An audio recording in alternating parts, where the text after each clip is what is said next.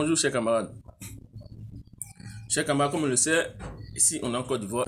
En 2011, il y a eu une élection qui a débouché sur une crise. Et cela a amené d'autres personnes, le LMP, en exil. Après que le président a établi son pouvoir, il a, mis en place une commission vérité et réconciliation. Voilà. Donc, il y a eu des membres de la Côte d'Ivoire qui ont demandé à ce qu'il y ait l'entrée de tous les fils et filles de la Côte d'Ivoire pour que la réconciliation soit. C'est que le président Alassane a accepté. Il a utilisé tous les voies et moyens pour faire venir tous les fils, c'est-à-dire y compris Gbagbo, Blé Goudé, Damana. La seule chose que je peux demander, c'est que nos frères du PPAC, puisque c'est d'eux qu'il s'agit, vous avez dit que c'était au cours d'une de leurs conférences de presse, aient un discours apaisant. La Côte d'Ivoire a trop souffert des divisions. On sait ce que leurs discours et leurs actes ont provoqué dans ce pays en 2010. Il y a eu des Ivoiriens épris de paix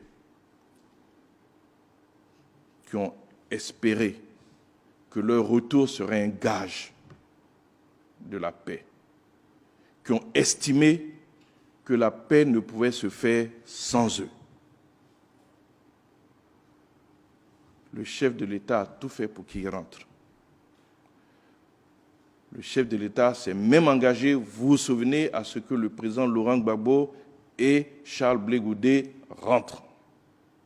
Parce que beaucoup d'Ivoiriens estimaient qu'il était important qu'ils viennent pour contribuer à la paix. Je leur demande de penser à ceux qui ont mis leur espoir en eux. Parce qu'en même temps que beaucoup estimaient qu'on ne pouvait faire la paix sans eux et espéraient qu'une fois rentrés, ils allaient contribuer à la consolidation de cette paix, beaucoup d'Ivoiriens étaient sceptiques et estimaient qu'ils n'avaient pas changé, ils ne pouvaient pas changer. Je leur demande de ne pas donner raison aux Ivoiriens qui étaient sceptiques. Je leur demande de ne pas décevoir ceux qui ont espéré que lorsqu'ils allaient rentrer, ils allaient contribuer à la consolidation de la paix. Voilà la seule chose que je peux dire. Voilà le seul commentaire que je peux faire. Je leur demande de ne pas donner raison à Amadou Kourouma, écrivain ivoirien, primé, grand écrivain ivoirien, qui écrivait que le molosse ne peut changer sa déhontée façon de s'asseoir. Que le PPAC ne soit pas ce molosse. Et quand ils sont arrivés en Côte d'Ivoire, ces gens-là sont allés remercier le président. Ils sont là. Si vous cherchez, vous verrez.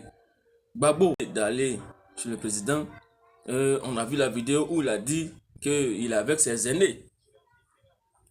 Tout ça parce que à son arrivée de l'aéroport même, on a senti un peu, voilà, une situation. Parce que quand quelqu'un vient avec des nerfs, ça ne peut pas aller facilement.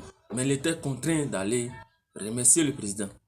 L'exigence des peuples de l'Ouest, disant que tout le monde devait rentrer pour participer à l'effort de paix. Ils sont arrivés et quelques mois plus tard, on entend les propos de Damana Picasso à Korodi et à Bobo. Au Del Lorignon, des propos un peu violents, des propos qui attisent à la haine. Je vous mets la vidéo d'un certain membre du PPS. Et tous ceux qui sont allés avec Kafi là, dans sa confrérie là, ils sont devenus quoi aujourd'hui? Dieu les regarde aujourd'hui, ils sont devenus quoi? Rien du tout. Ils sont rien devenus. Aujourd'hui, c'est eux qui suivent maintenant Ouattara. Quand Ouattara tourne ici, ils le suivent. Puis quand ils vont faire alliance, c'est-à-dire ils sont noyés. Donc, Anaconda, ils vont s'agripper à un Anaconda. Il va vous conduire au point de l'eau, vous allez voir ce qu'il va vous montrer. Il ne connaît pas Ouattara encore. Ouattara n'a pas épargné, il n'a pas épargné Ahmed Bakayoko, c'est pas. Il va épargner. Il n'a pas épargné Gon Coulibaly, il n'a pas épargné Ouattao. Ceux mecs qui se sont battus pour lui et puis il est venu au pouvoir là. Il ne les a pas épargnés là. Ah, vite, quoi. Lui, il te regarde d'abord. Après, il va te régler ton cas. Et c'est ce que tu as dit de lui avant. Donc, c'est ça. Babo, là, il a tellement fait du bien à tout le monde que Dieu a tué sa monsieur lui. Et compte tenu de tout ça, le ministre, le porte-parole du gouvernement, comment dire, répond à des questions que les journalistes lui posent par rapport aux propos de PPACI. Vous savez, en termes de communication, un message est important, mais celui qui véhicule le message n'est pas moins important. Je ne veux pas revenir sur le passé douloureux de notre pays, mais il y a certaines personnes qui sont, de notre point de vue, disqualifiées pour tenir certains propos. Dire que l'État de Côte d'Ivoire a instrumentalisé les institutions pour en faire donc des instruments de répression peut surprendre quand on voit la liberté d'expression avec laquelle ceux-mêmes qui tiennent ces propos s'expriment. Si tant il est que nous avions transformé les institutions en instruments de répression, je ne pense pas qu'ils auraient cette liberté de ton. C'est déjà la première chose que je voudrais signaler. Et vous devez voir que dans ce pays, la liberté d'expression est assurée, la liberté d'expression est garantie, tout comme la liberté d'opinion. Les propos qui tiennent sont bien la preuve qu'aucune institution n'a été transformée en instrument de répression. Sinon, je ne suis pas certain que, avec des propos tels qu'ils ont tenus, ils seraient encore en liberté. C'est bien la preuve que chacun peut s'exprimer. Deuxièmement, quel commentaire faire sur le fait d'avoir traité l'État de Côte d'Ivoire comme État hors la loi? C'est le commentaire que j'ai fait en début. Quand vous avez été vous-même hors la loi, c'est un peu l'hôpital qui se moque de la charité. La seule chose que je peux demander, c'est que nos frères du PPACI, puisque c'est d'eux qu'il s'agit, vous avez dit que c'était au cours d'une de leurs conférences de presse, aient un discours apaisant. La Côte d'Ivoire a trop souffert des divisions. On sait ce que leurs discours et leurs actes ont provoqué dans ce pays en 2010. Est-ce que réellement ils sont venus pour la paix, pour participer à l'effort de paix? Le pays a trop souffert. Il faut que les gens arrivent. En fait, ces revendications-là, on doit le faire par la voie des urnes. Il faut qu'on passe par des élections pour gagner. Si tu as gagné, c'est ça. Et il ne faudrait pas que les gens oublient, dans le passé, oublient que lui traitait Hassan de farceur, de tronqueur, sur sa nationalité. Le cas Alassane Dramane Ouattara. Voici les deux bouts de phrases qui ont divisé la Côte d'Ivoire. Et ce que les gens semblent ignorer. On ne veut pas que je sois candidat parce que je suis du Nord. On ne veut pas que je sois candidat parce que je suis musulman. Ah, je ne savais pas. Donc Alassane Dramane Ouattara était candidat de l'islam. Était-il candidat d'une région? Je l'ignorais. J'ai pensé qu'on était candidat au nom d'un parti politique. C'est la base d'un programme de gouvernement, d'un projet de société. Et j'ai eu honte et pitié de certaines personnes qui ont défilé ici. C'est notre fils, on le soutient. Vous soutenez votre fils pour qu'il commande les fils des autres. Et si Abengourou avoir son fils? Et si Aboisson avoir son fils? Et si Boaké avoir son fils? Que devient la République de la Côte d'Ivoire? Soyons sérieux. Soyons sérieux. Un voleur, tant que tu ne l'as pas attrapé, tu ne sais pas que c'est un voleur. C'est quand tu l'attrapes en train de voler que tu lui demandes de fournir les preuves de ce qu'il a. C'est le cas Alassane. Il a berné les Ivoiriens pendant des années. Mais on se rend compte qu'on a été berné. Qui viennent ici nous expliquer qui il est. Ce n'est pas un enfant de 8 ans qu'on doit venir défendre ici. Et c'est pour lui que nous sommes assis ici ce matin. Pendant qu'il est dans les salons de New York. Je voudrais être clair là-dessus.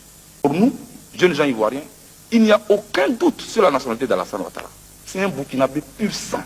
Et ça a été l'une des causes pour laquelle il n'a pas participé à ces élections. Alassane Ouattara, il est un cas d'école. Ton cas est un cas d'école. Dans la vie politique en Côte d'Ivoire, mais aussi en Afrique et dans le monde. Et son cas est devenu un cas de passion. Quand tu dis Alassane Ouattara, on te gifle. On ne sait pas encore ce que tu vas dire. On te gifle déjà. C'est devenu un cas de passion.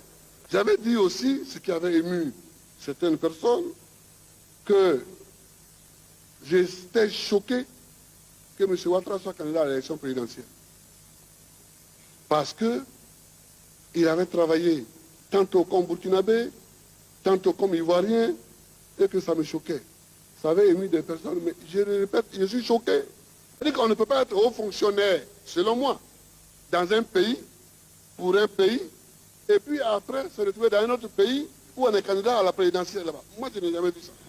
Or, j'ai entendu mon frère, le président Babo, affirmer qu'il était choqué par le fait que j'ai été vice-gouverneur au titre de la Haute-Volta. Loin de moi toute idée de polémique, mais il sait mieux que quiconque que la BCEAO est une institution sous-régionale qui appartient à 8 États d'Afrique de l'Ouest, à savoir le Bénin, le Burkina, la Côte d'Ivoire, la Guinée-Bissau, le Mali, le Sénégal et le Togo. Je n'ai pas été gouverneur de la Banque centrale du Burkina Faso. Ceci n'existe pas.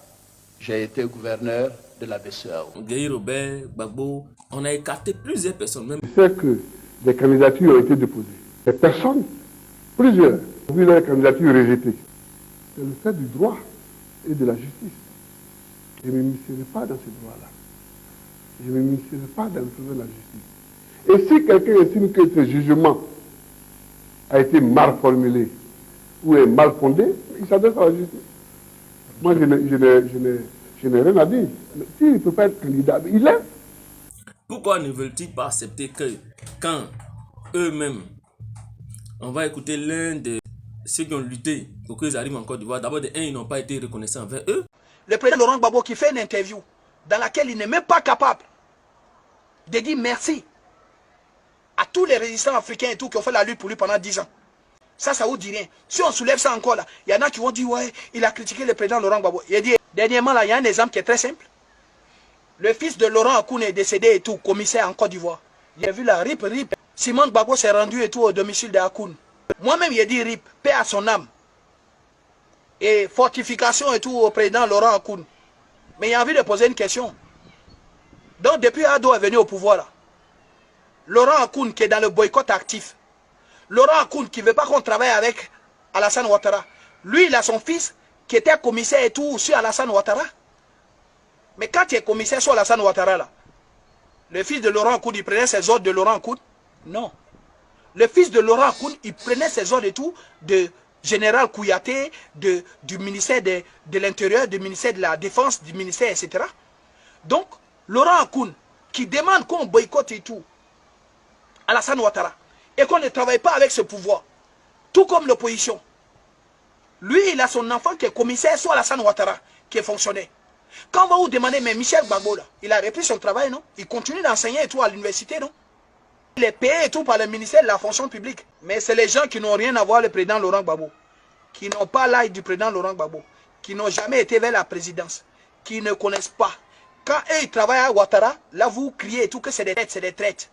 Et ceux-là, qu'est-ce que vous faites d'eux? Vous pensez que nous, on est vraiment là pour vous, quoi. Mais vous êtes des vrais narvalos, hein, vous. Dès qu'on dit, on va parler de ça, vous bloquez les gens. Le RDN n'a jamais bloqué les gens. Le RHDP n'a jamais bloqué les gens. Mais dès qu'on dit on va parler de votre camp, là, de Nadi Bamba, de Asson Adou, de Demba Traoré, de Stéphane Kibré et de l'UNG, dès qu'on parle de vous, vous bloquez les gens. Nous avons compris depuis longtemps que l'ennemi et tout, ceux qui étaient venus et tout pour diviser la résistance, ce qui visait tout ce qu'on fait et tout pour libérer la Côte d'Ivoire, c'est vous. Nous, on a compris ça. Voilà, il y a les vraies informations. En 2015, vous dites que le président Afingessa a voulu se présenter. Qui s'est présenté et tout face à Ouattara? J'ai des documents à la maison que le président Afingessa m'a envoyé.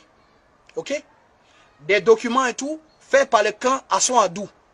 Le candidat de l'opposition là, FPI de Asson Adou là, en 2015, il s'appelle Alphonse Douati. Les documents là, dedans et tout, il y a l'allocation de Sono, comment ils vont faire la campagne électorale, les différents coins. Il y a tous les documents qui vont avec. Ok? Donc, c'est quand Afi Nguessa a vu ça, elle a dit, mais Si eux veulent se présenter, alors qu'ils me disent qu'ils veulent me présenter, tout en oubliant le président Laurent Gbagbo, si eux-mêmes ils sont en train de se présenter, bah, dans ce cas, je me présente. Concernant Maître Abiba, soit c'est une menteuse, soit le président Laurent Gbagbo il ment. Maître Abiba Touré dit, le président Laurent Gbagbo n'était pas concerné et tout par sa candidature. Dans l'interview du président Laurent Gbagbo, il dit que c'est lui-même qui a envoyé sa candidature. Mais le vieux, si c'est toi-même qui as envoyé ta candidature, là, toi tu n'as pas pièce d'identité, toi tu envoies ta candidature là, c'est pourquoi. Toi... De deux, il y a eu les propos de l'avocat de Gbagbo et les propos de Gbagbo qui vont à l'encontre de l'autre. Maître Abouba dit que sa candidature n'a pas été de lui. Lui-même, il fait une interview où il dit que sa candidature était de lui, malgré qu'il n'avait pas de pièces, parce que étant là-bas, sa pièce avait été périmée.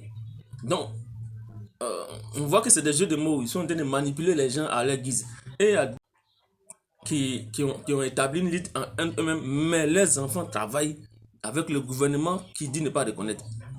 Le fils de Gbagbo, Michel Gbagbo, travaille étant professeur, il enseigne avec le gouvernement encore qui dit ne pas reconnaître. Et il est payé, il prend son salaire malgré qu'il ne reconnaît pas. Et il y a plusieurs membres du PPACI qui ont repris leurs fonctions. Ça, c'est pas un effort de paix.